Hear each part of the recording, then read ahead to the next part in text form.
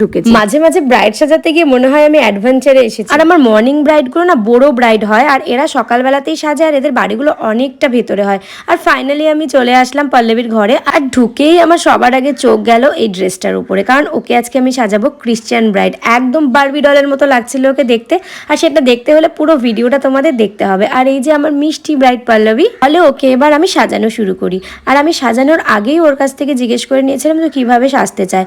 ও একদম nude makeup আমাকে আগেই ফোনে বলেছিল যে দিদি একদম হালকা মেকআপ থাকবে, আর লিপস আইস সব নিউডের মধ্যে থাকবে। তো আমি চেষ্টা করেছি সেভাবেই করার। তোমরা অবশ্যই জানাবে যে পল্লবীকে কেমন লাগছে। আর আমি না এই প্রথম ক্রিশ্চিয়ান বিয়ে দেখলাম পল্লবীর সাথে, আমি চার্চে গিয়েছিলাম ওর সাথে, আর সেটা আমি পুরো ব্লগের মধ্যে তোমাদের সাথে শেয়ার করেছি। আর এই দেখো আমার ফেস মেকআপ শেষ। তো তোমরাই বলো যে পল্লবীকে কেমন লাগছে, লাগছে না পুরো একদম বারবি ডলের মতো? আর যেহেতু অনেকটা তাড়াহুড়ো ছিল ওর, তাই না আমি তোমাদের সাথে হেয়ারটা শেয়ার করতে পারলাম না।